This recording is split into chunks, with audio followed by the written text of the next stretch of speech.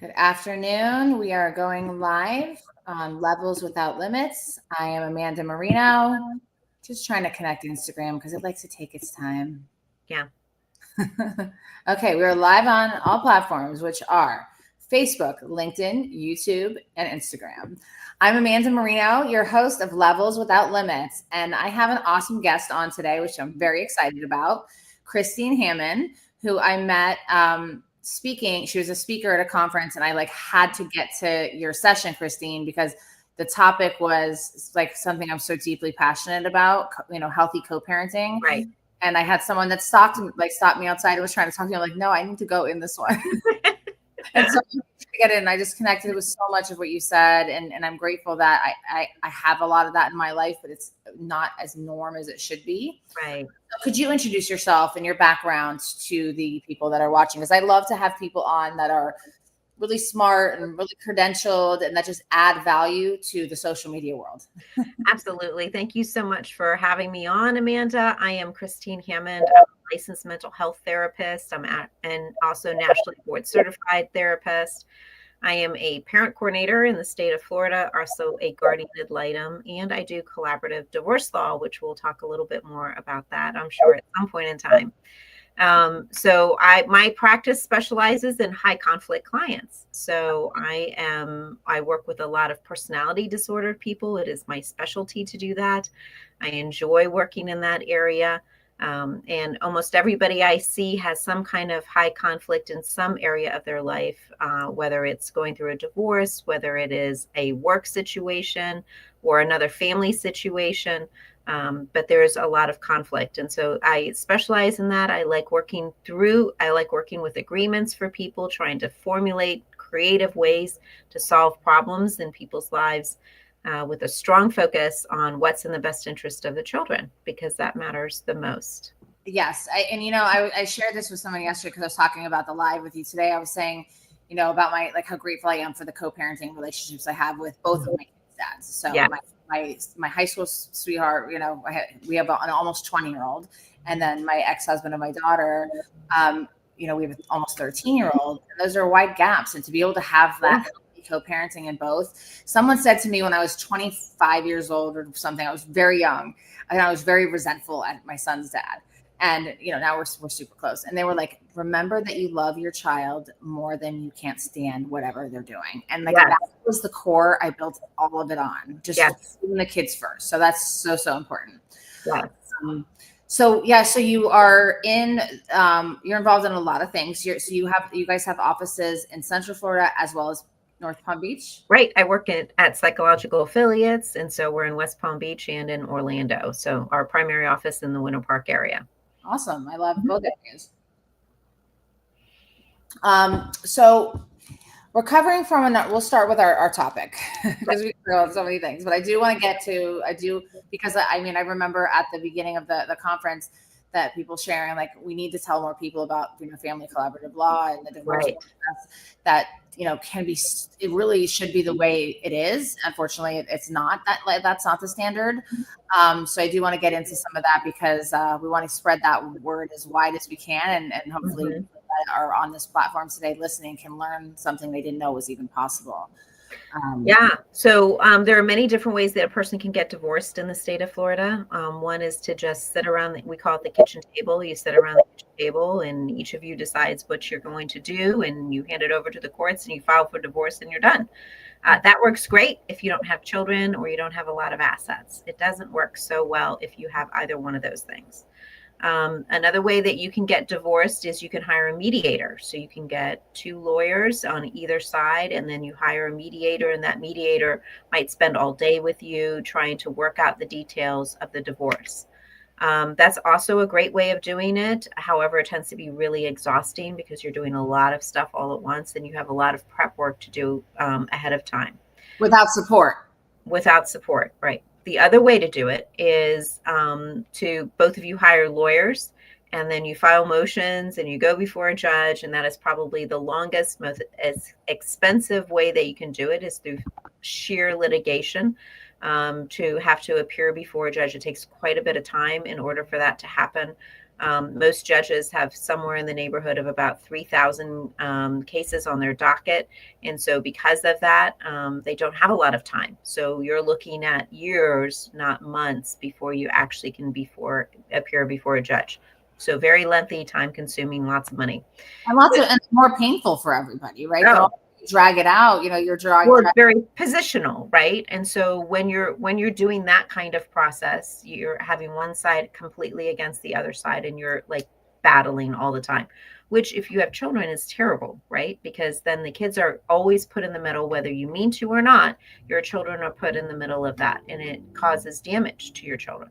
Absolutely. I say, and again, I'm blessed. My therapist tells me all the time that my situation is not the norm. I don't know how I've been blessed with it twice over, but I say that my children are not from broken homes, that they're from double loved homes. Mm-hmm. They really are. They have double the love. Everyone communicates, everyone gets along.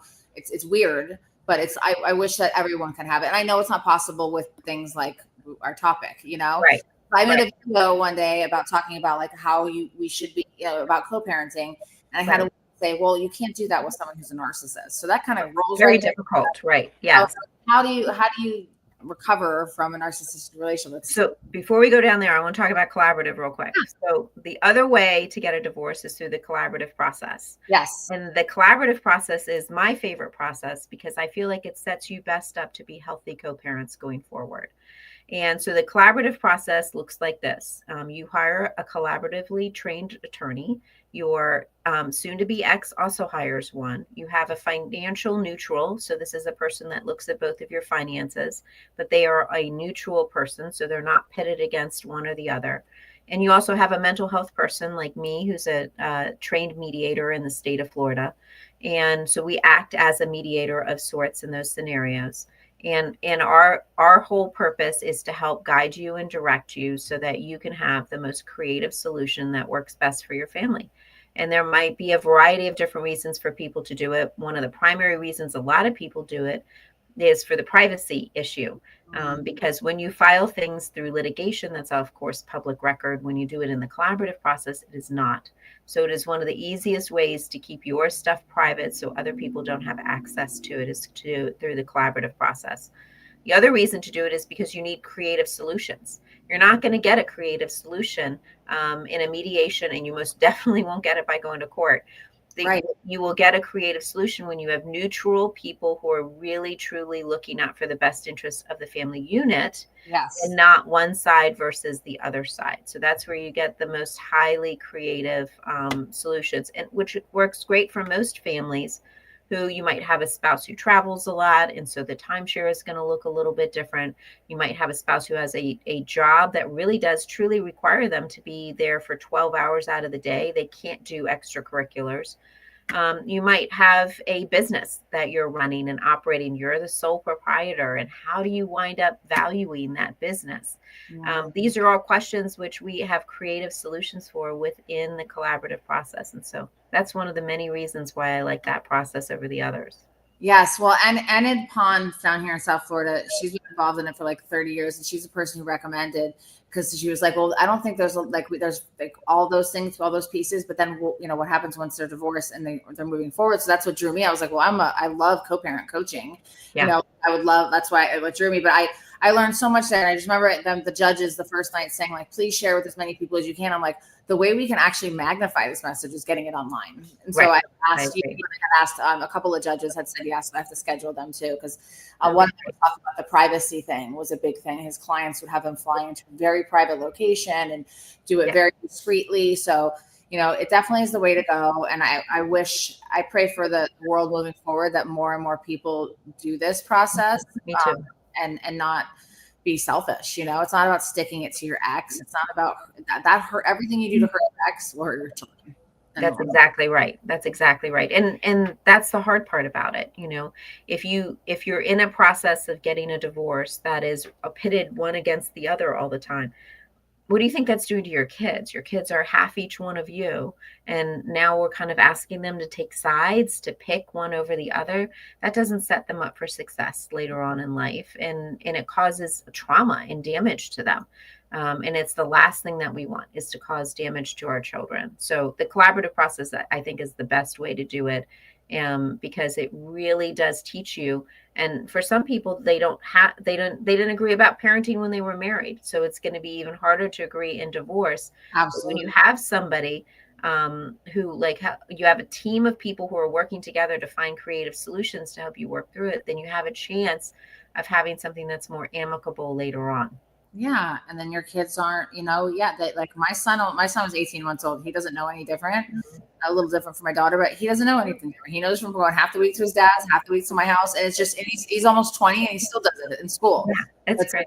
And it's like all he knows. He doesn't remember is anything else. And it's just his normal. And there can be all versions of a family's normal. And that's what I love. It's so creative and it's customized, and people are getting the mental health piece covered, and then the trained attorneys and judges to work. It just is such a beautiful thing. Yeah. And the whole wide world, if you are thinking about a divorce, you should definitely go reach out to Christine and do it this way. Absolutely. What is the website for it? If you want to put the website in the chat. For collaborative divorce? Yes. So we have one for our organization. So there's one for Florida. So it's called FACP. So the Florida Academy of Collaborative Professionals is statewide. Okay. And so what I would highly recommend is going and looking at that website. And then, because I was going to type it in by chance. And then it has the FACP. I'd have to look it up. No, I'll just put FACP. Literally is FACP. CP. And it's Family Academy of Divorce Professionals. Okay, got it. And then that has statewide all of the different organizations that are broken down by each category. So we have one in Central Florida. There's another one in the Palm Beach area, another in the Miami-Dade area. There's one in Tampa. So we have them all over the state. Another one in Tallahassee. And you can find this nationally as well, correct? Yes. Okay, because I have a lot of national and international people on here. Well, we also have international collaborative as well. Love that. Yes. Oh, awesome. So good to know. Yeah. Okay, so in the case where we have a comment. Pastor Deborah is my favorite. She always has the best comments and questions. Pastor Deborah, thank you for this topic. Childhood development is not taught to any of us except through our own personal experiences. Great topic to be discussing. Thank you, Pastor Deborah. So when I made the first video, I was not thinking about personality disorders. And when I made it, I was talking about my own experience and like how flourishing, because of the collaborative process that is in my life, not intending it to be. And then a woman wrote, in the comment, well, this doesn't include like, dealing with our narcissistic ex or, personality disorder. And so then I made a round 2 and I was like, okay, I was called out, you know what I mean? That is true. Like my situation isn't everyone's situation, right? It's not all, kind-hearted, healthy parents on both sides. So let's dive into some of that.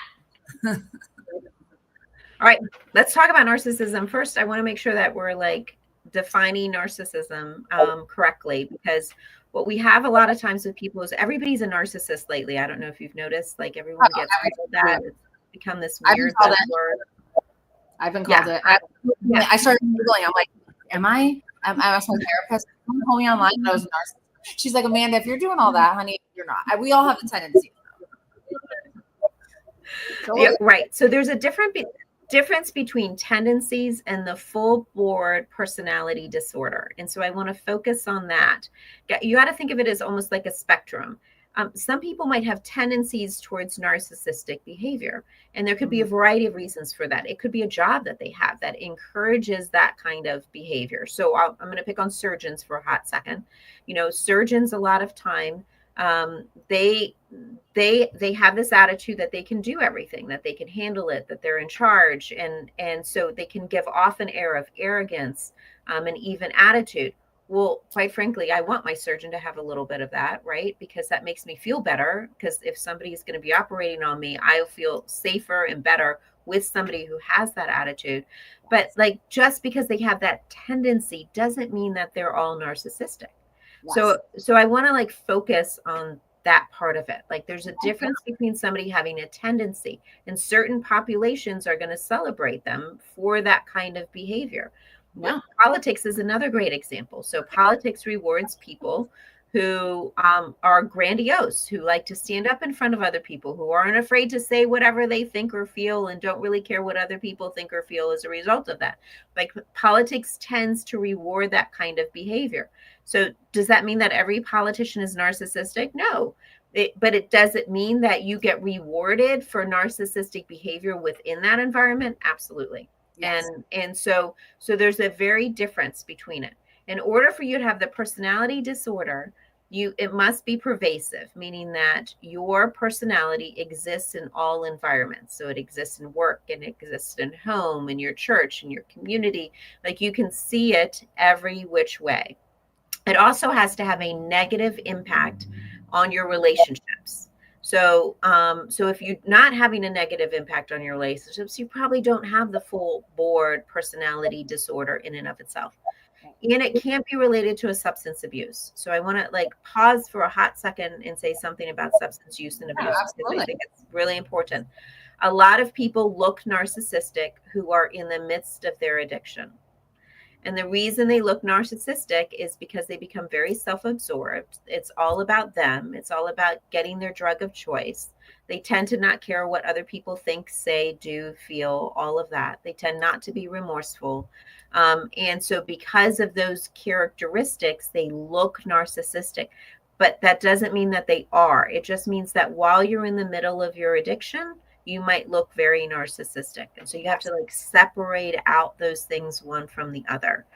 Yeah. And that's what a lot of mental health diagnoses, I mean, or, this person, once you remove a substance, then you can really find out what's going on. Exactly. Exactly.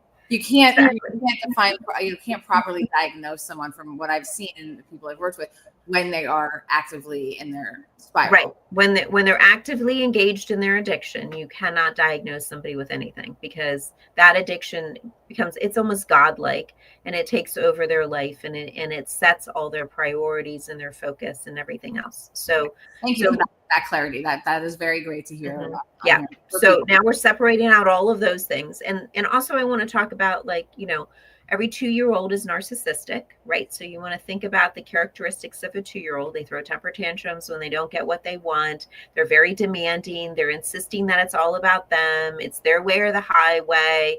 They don't take no for an answer. So every 2-year-old is narcissistic. It doesn't mean that they're going to be narcissistic. It just means that developmentally, that's appropriate for them, because what they're trying to do is establish a sense of autonomy and a sense of self that's independent outside of their parents. So we call that developmentally normal.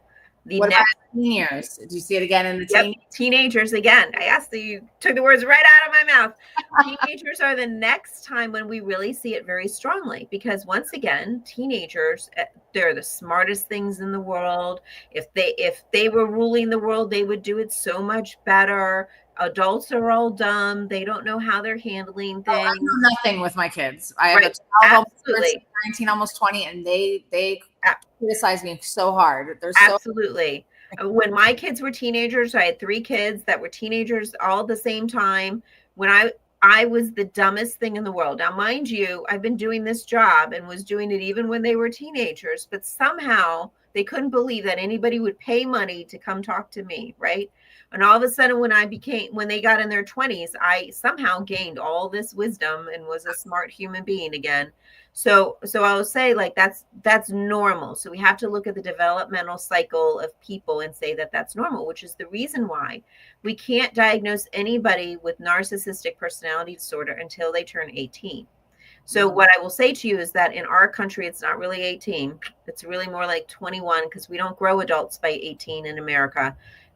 They are not really adults until they're about 21 years old. So I will say, like, culturally, I feel like that slipped for us, but nonetheless, like, so 21 is really what you're looking for to see whether or not somebody is narcissistic.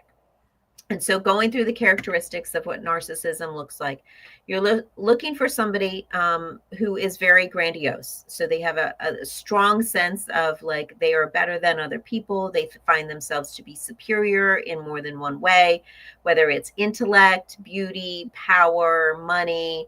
It doesn't really matter which way they pick, and they can pick more than one of those ways. They think ultimately that they are better than, and they elevate themselves up to above other people. They have very high demands and expectations for how they should be treated and feel like they should be treated superior over others. So they have unreasonable expectations. So where other people might go to a restaurant and they see the wait staff is really busy, and they might be like, oh, okay, they're really busy. A narcissist sees that as like, I don't care if they're busy. They should be taking care of me. I'm the priority. So it's this attitude that like flows with them, right?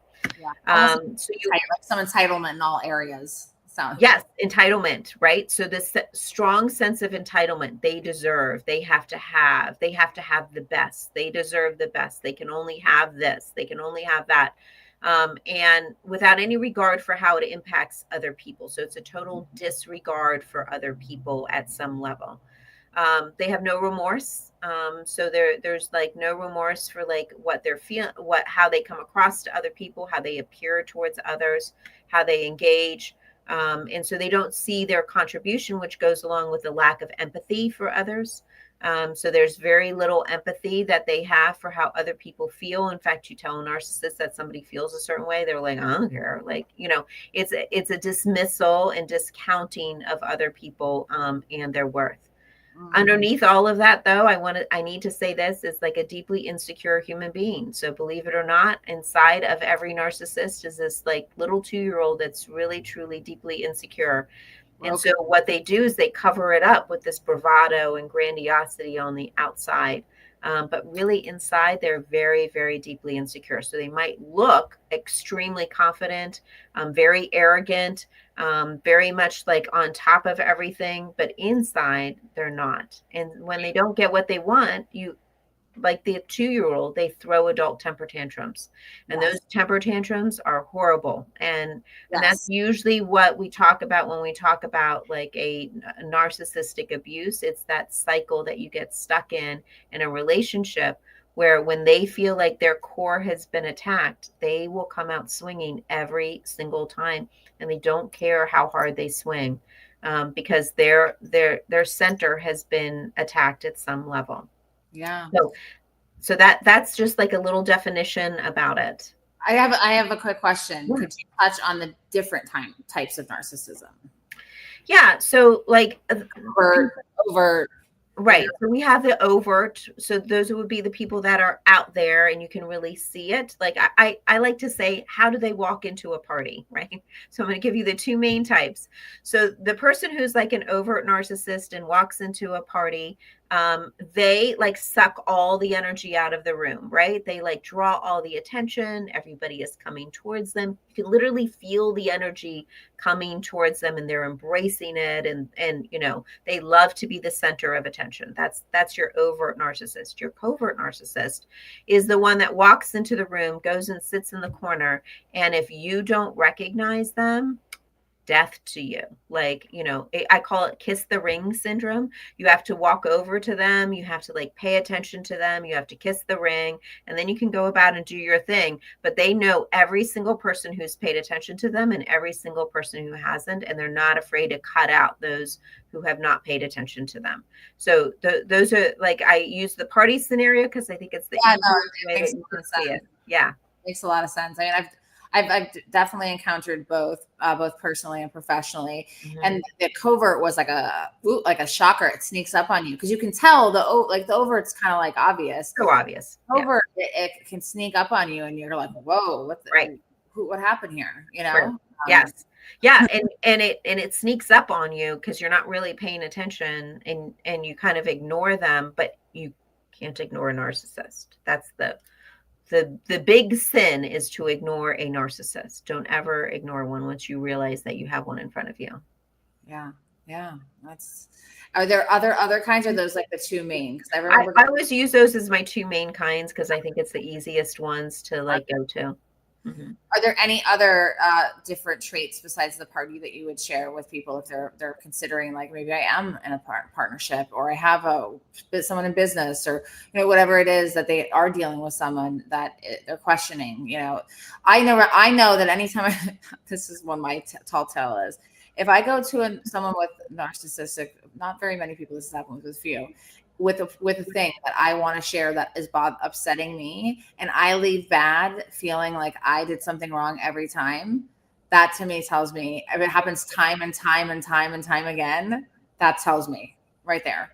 Because I'm like, why do I feel this way? Why do I feel like I did something wrong? But I was the one coming with it, presenting what the issue was. It happened time and time again, personal and professional.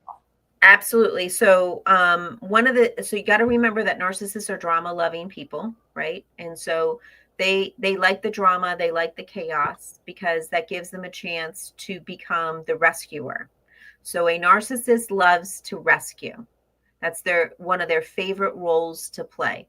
And when they can't rescue, they actually play the victim quite well too. And so they'll switch from rescuer to victim, and then when they're really angry at you, they become a persecutor. And so you have to recognize, like, what role are they playing in the moment, but they can play any one of those, like, drama roles that you're looking at. As far as, like, a telltale sign, I tell people this, like, when you're on a date with somebody, you can usually tell that you're with a narcissist because they get more information out of you than you're getting out of them. Oh, And really? yes, the very first date. Okay, because it's funny, my mother went on a date and she said that all the guy did was talk about himself and she barely could get any words in. She goes, either he was nervous, he was a narcissist, or he wasn't that into me. Right. So a lot of narcissists are going to want to get information out of you, because then they know what to match up against, right? And they know what to do and what not to do, and it's a very quick, like, kind of game of chess to know what to match. Some narcissists will come out of the gate just talking strictly about themselves, but most of them have learned the dating rules that that's not appropriate any longer, and so they don't do that. So you always want to be careful when you go out on a date that things aren't reciprocal, right? Like, you want to make sure that you're not giving too much information versus them. That's always a cause of concern whenever somebody's able to get more information out of you than what you're getting out of them. So, like, always take a step back on a first date for that. The other thing is, how do they treat the wait staff? Like, do they treat the wait staff as though they're beneath them? Or do they treat them with, like, respect, a level of respect? So most narcissists will treat anybody who's in a status below them as if they exist in a status below them. And so they will treat them with disdain, indifference, like, a little lack of respect. If you're not narcissistic, you're not normally going to do that. Yeah, I love, like, because I worked at the Breakers in Palm Beach for years, so I have that service background. So when I go get waited on, I want to know people's names. I want to make them feel like they're important, because we need everybody. The wait staff do get a lot of. Listen, I worked with some of the most wealthy people in the world, and it was very, very challenging. Mm-hmm. Some were lovely, and some were very challenging. But yeah, no, that's great. Those are, so if you are in the dating scene. Great tips if you're on a first date. Are they kind to the wait staff, and is there, like, a mutual exchange of conversation? Right. Yeah. So those are some of the things. Now, the other thing that you want to watch out for, and again, I'm, like, focusing on dating, and then we'll kind of, like, move our way up, right? Is that if the relationship moves too fast. So please, please, please always be careful if you get into a relationship with somebody and things are like this. And now we're talking engagement in, like, a month, or, 3 months from now. Like, if things are moving too fast, then that's a sign that you might not be in a healthy relationship, because a lot of times people who are, they can only pretend so long, and then they know that their true colors are going to come out. So they're really good at the pretending at the very front, but then they know that it's like a ticking time bomb. They know, oh, I've only got, like, 3 months before I start to lose my shit, so I better, like, lock them in 3 months. Is that the love bombing kind of phrase? Yeah, love bombing is legit, and sometimes the smartest of people don't see it coming. Right. They don't see it coming. Take your time. Yes, take your time. You have many environments, like, make sure that you're doing other things with them. Put them in uncomfortable situations, see how they respond in an uncomfortable situation. Like, you want to do all of those things. Yeah, I love that. I love that. Yeah, definitely. I mean, I think we've all encountered. Everyone that's listening has encountered some of these things, whether it's personal or professional. Yeah. So once you're in a relationship and you've realized, oh my gosh, what have I done? I feel like what you're saying is like describing my life. Get help. Like, this is not something that you do alone. This is not something that you handle alone. Get help. And my big advice to you is, if you can, get to a counselor, a couples counselor first, because you want to see from the couples counselor perspective if in fact you are dealing with somebody who has a personality disorder or not.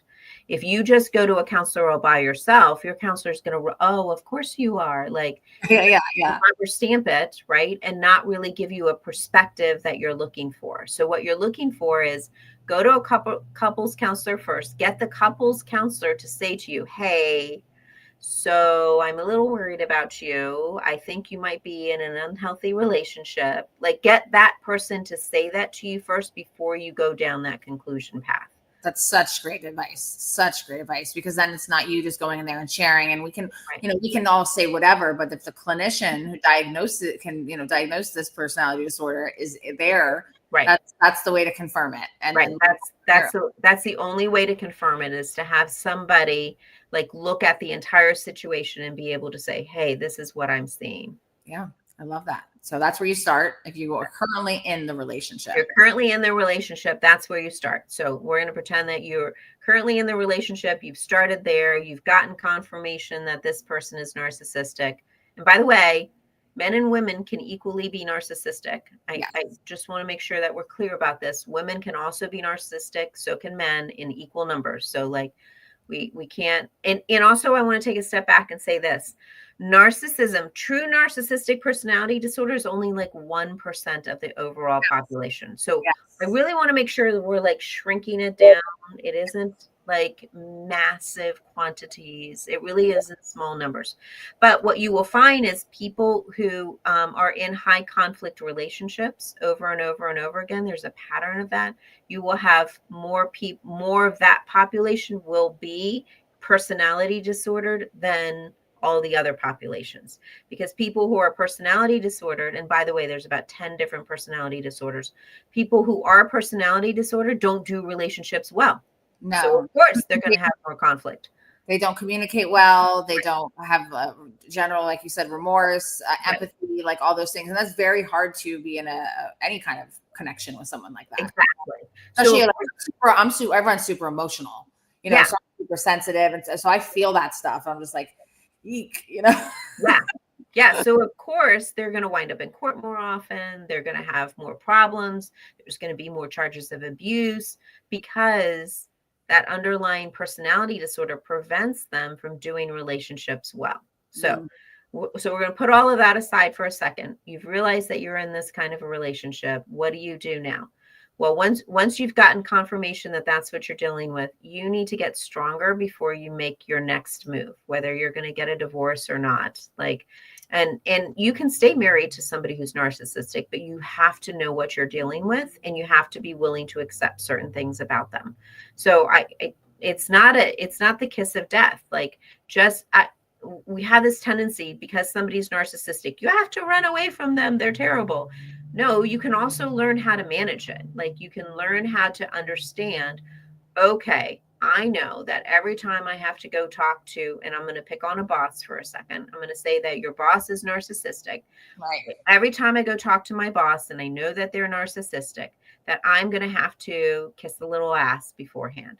And I'm going to have to like present them with something positive or something good before I can confront them about something else that's going on. And I'm going to have to give them a little bit of attention, and I can't ignore them. I can't pretend that they don't exist. I have to say hello to them every time I see them. Like, I'm going to have to do certain things in order to make sure that I'm not on their bad side. And you can keep working with somebody who's narcissistic. in fact, I think they're kind of easy to work with, quite frankly, because once you know you have one and you know how to make it work, it actually is super simple. Like it's not even that complicated. And so you can make it work in that environment. So Yes. we can't get rid of all the narcissists. It's impossible. So you have to learn how to deal with them at some level. But that also includes for some marriages. Some people recognize that they can't get out of their marriage for any one of a number of reasons, and they need to stay married to their narcissistic spouse. Okay, get help. Get help from a professional that knows what they're doing, that understands the personality disorder. Make sure that you're boosting your own self-esteem, because you can get lost in the shadow of the narcissist like very easily. And so you have to make sure that you're constantly doing things and you're not looking for affirmation from them. You're going to have to give affirmation to them, but you are not going to receive affirmation from them. So you're going to have to get your own affirmation from somewhere else and let that be okay. Super attachment. Yeah. Yeah. Yeah. Yeah. Was, that has to be really hard. And so is it a truth that someone who is truly narcissistic will not admit it and not get help for it? Is that true? Yes and no. So let me say this. Right. So let me say this. I it's like one of my favorite stories to tell. I had a 16-year-old boy that I was seeing. He was a disaster, addict, getting kicked out of school, the whole 9 yards, like all the bad things. Totally a bad little boy, right? And so I was seeing him, and for a couple of years, finally got him on the right track. He was doing much better. And he turns 18. And so the boy looks at me and he's like, hey, I want to know what I have. You told me that you couldn't tell me what I have until I'm 18. And so now I want to know what I have. And I was like, okay. And it just happened that dad was in session at that time, right, with him. And I looked at dad, I'm like, are you okay with me telling him? And dad's like, yeah. And the kid's like, yes, I really want to know what I have. And I said, well, you have narcissistic personality disorder. And then I look over at dad and I said, and that apple doesn't fall too far from the tree. And right. And so wait, hold on. So dad takes his arm, he puts it around his son, pulls him in closer and says, that's my boy. So yes and no to your answer. So some narcissists know it, are proud of it, and truly believe that the whole world would function better if everybody thought just like them. Yeah, that's a little shocking of a response. I did not expect that. Yeah, I know. Wild. Wow, that's my boy. Okay. Right. Okay. Yeah, he was super proud of his son. So, can they get better? Yes. So I treat narcissism all the time. And what does better look like? Better looks like management. And so what you do is you learn how to manage, you learn how to recognize that you have that personality disorder. You learn how to, we literally take the characteristics of each and we break it down and we work through it to a place where it gets to what I call a new healthy normal for them. And then we move on to the next characteristic and we do the same thing with the next one. And so it's basically taking all the characteristics and working through with them in order to get them to a healthy place. So and some of them have motivation to do so. So like, why would a narcissist, like who thinks that they're better than everybody else, want to do something like this? Well, because they don't want to lose their job or position or status. They don't want to lose their family. They don't want to lose their leadership in the community. And so because they don't want to lose these things, they are willing to do things in order to stay in that position, because those things are more important to them than holding on to some belief about themselves. So yes, they can change. They do change. But it takes usually a crisis in order for them to get there. Almost like a addiction. Like there has to be like an addiction. Yes. Like a bottom. They have to have a bottom to yes. All personality disorders have to hit rock bottom in order for them to be like, okay, I guess I have to do something different. Yeah. I mean, I've had, collaborated in a number of cases with, the borderline personality, all different personality disorders. and it can be challenging, but I do see people get better with the right trained team. And all the time. I just know that that's a big thing, is like, oh, well, if that's how they are, that's how they're always going to be. That's kind of a thing, like you said, everyone is now. Well, and also if you like are doing any self promotion, you're like, that's the world we're in today. This is our world. Right. So yeah, to clarify that. Not every influencer is narcissistic, just so we're clear about that, but do narcissists gravitate towards places where they can get adoration from other people? Absolutely. Yes, they do.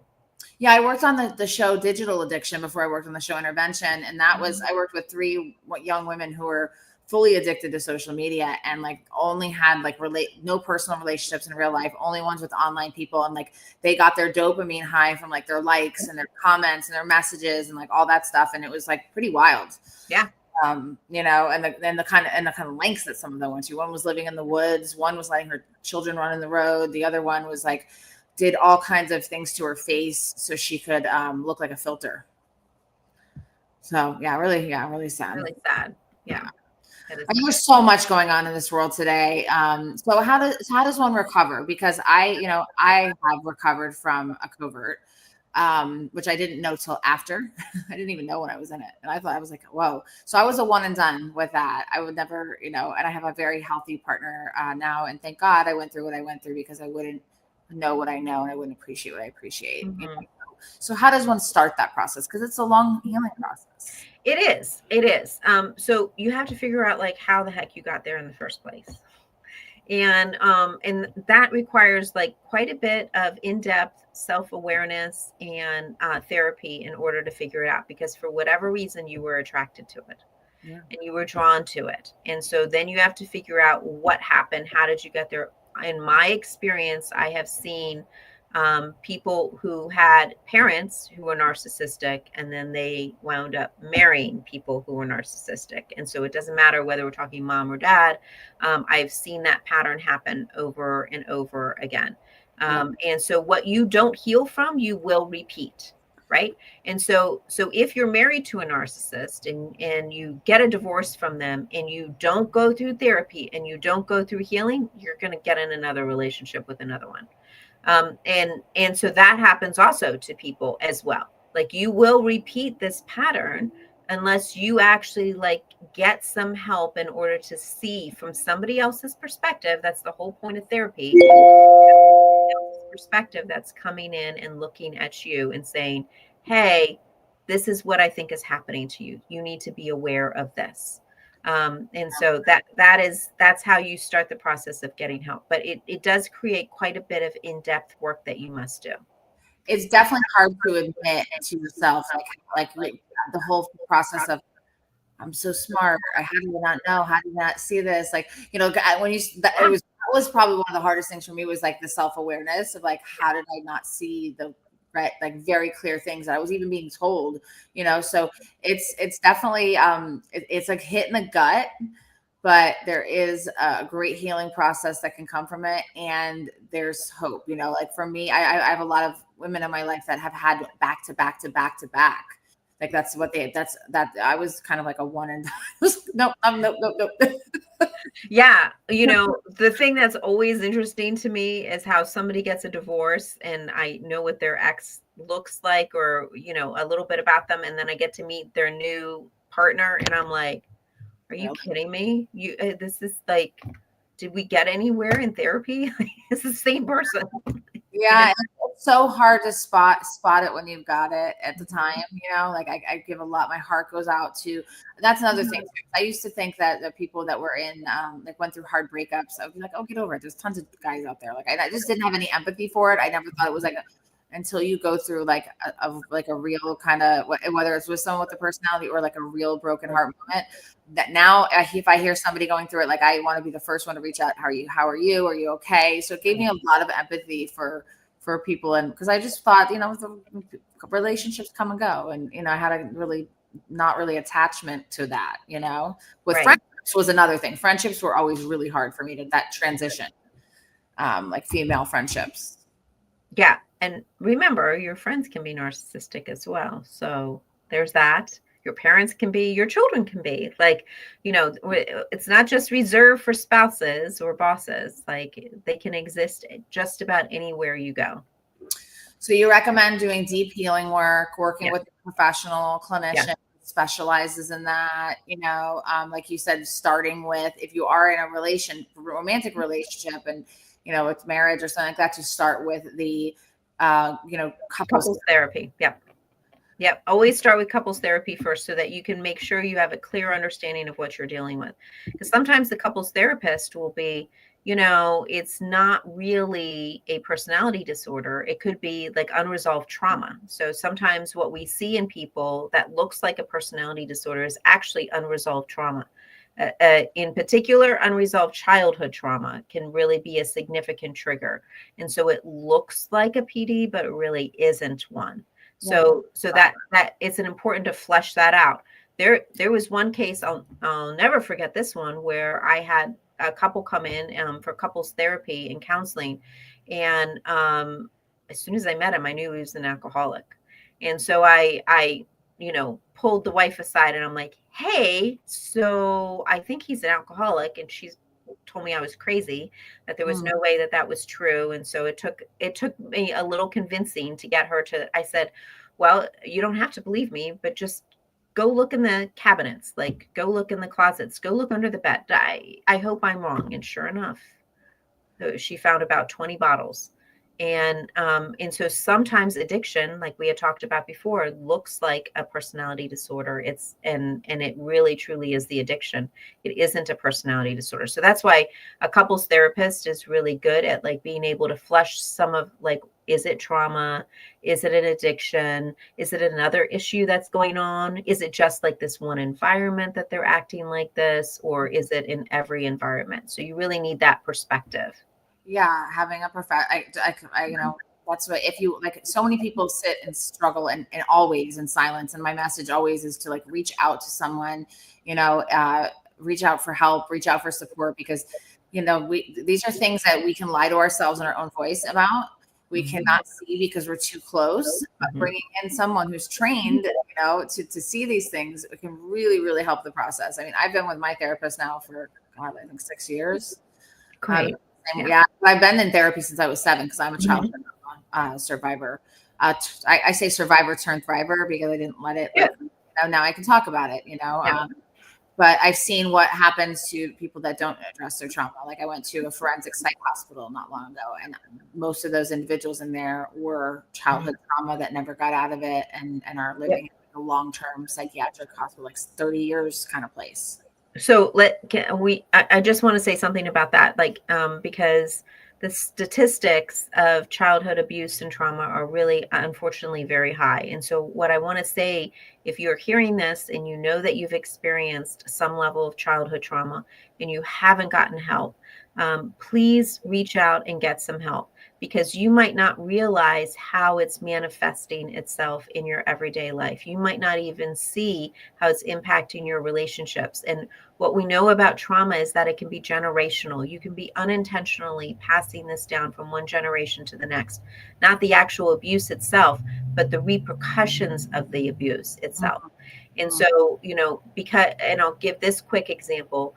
You could have experienced childhood trauma that caused you to maybe be a little paranoid in certain situations because you get really nervous around strangers or people that get too close to you or uncomfortable.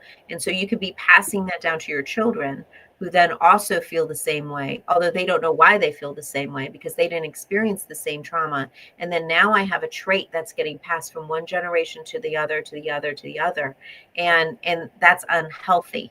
So what I'm like, if you know that you experienced childhood trauma and you haven't gotten the help and haven't done the work, please do so, and do it not just for yourself, but for your children as well. Yeah. And it's something another thing too, is that for anyone who thinks that, like, okay, I did all that, that has to be, I used to think that I would get my trauma and I'd put it in a box over here and it would be good. Yeah.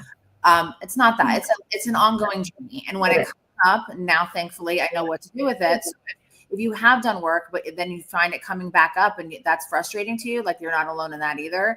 Right. It is a lifelong healing journey. But once you get the skill set and the tools and you know where to turn when it comes up, then you can get through it, and you know, Right. easier. Right. So as life presents its own, issues, crises, traumas, and just the natural course of life, of course you're going to get triggered from what's happened to you in the past. And so the idea is, okay, now I'm triggered. I recognize I'm triggered. I know what my coping skills are. I know how to do this in a healthy way that isn't going to negatively impact anybody else or my relationships. That's how you know that you've gotten to a healing place. But if in that entire process that I just stated, those things, then you're not in a healing place. And then you need to find yourself and get to it. Absolutely. No, I think, God, you just gave so much good stuff. Like everything, I just loved everything you shared today. So, what would you like to close with, and how can people find you? And then maybe touch a little bit for anyone that wasn't on the beginning, like close up with a little family collaborative divorce. I love it. Absolutely. So what I want to touch with is I want to give everybody hope, because we talked a lot about trauma and we talked a lot about narcissism and divorce. And so what I want to say is, like, there is hope and there is healing, and you can do better. You can absolutely get better. You don't have to be stuck. You don't have to stay there. It might feel like it's a never ending cycle and that nothing is ever going to improve, but it can improve. And the best gift that you can ever give your children is the gift of resilience, not constant victimization. And so when you give your children the gift of resilience, then they have the strength to be able to overcome their traumas and their crises as they go on in life, because it's the one thing we can't prevent that from happening to our kids, is that they're going to experience something going forward. And so when you are resilient and you give that gift to your children, that's the best thing you can do for the next generation. So that's what I would really encourage you to do. And to wrap up with, like, collaborative, if you haven't looked at collaborative divorce, please look at it. You can literally Google collaborative divorce and you can see what it's all about. It exists everywhere, all around the world. There are trained professionals like myself who do it. And we love to talk about it and share about it, but it is the best process for getting a divorce that allows you to co-parent in a healthy way with your co-parent, so that your children have the least amount of trauma through a divorce, and your kids can recover from a divorce. I want to say that, like, I had, my parents got a divorce when I was young. I've recovered from a divorce. Like, you can recover from a divorce. It is possible, and be healthy going forward. So I want to throw that out to you as well. Yeah, you absolutely can. It was my first trauma my daughter ever went through. She never had anything that upset her. So and then she's like, we were told not to tell whose idea it was. Whose idea was it at 9 years old? And I was like, I wasn't going to lie. Mm-hmm. I said it was mine. And she was I allowed her to be mad at me, but I wouldn't allow her to be disrespect. But now, like, it's years later, and she's like, this is our new normal. Right. And everybody, like, thankfully me and her dad coached the soccer team together. I'm the team mom. Yeah. He's the coach. Like, whatever's best for my children, is what's best. And there is, just like you said, there is hope for anyone out there that's struggling. You're not alone, whatever you're going through. You can get better. Your life does not have to look. You can make hard decisions, and you can walk through them with help and support. Yeah. You're not alone. That's a great message. And how can people find you? You can find me at Psychological Affiliates. It's literally psychologicalaffiliates.com. That's my website. We have a lot of really great practitioners on our website who do a variety of different things. We do work not only in the state of Florida, but outside of it as well. Awesome. Thank you so much for your time today. And thank you to everyone who tuned in, both on Instagram, on YouTube, on LinkedIn, and Facebook. I'm Amanda Marino, owner of Next Level Recovery Associates and AmandaMarinoSpeaks.com. Thank you so much for tuning in to Levels Without Limits. It was such a pleasure, Christine. You have such a wealth of information. You need to continue to get your voice out there. Thank you, Amanda. It's been great. Thank you. I'm just going to end the stream now. If you could stand for 1 second. Just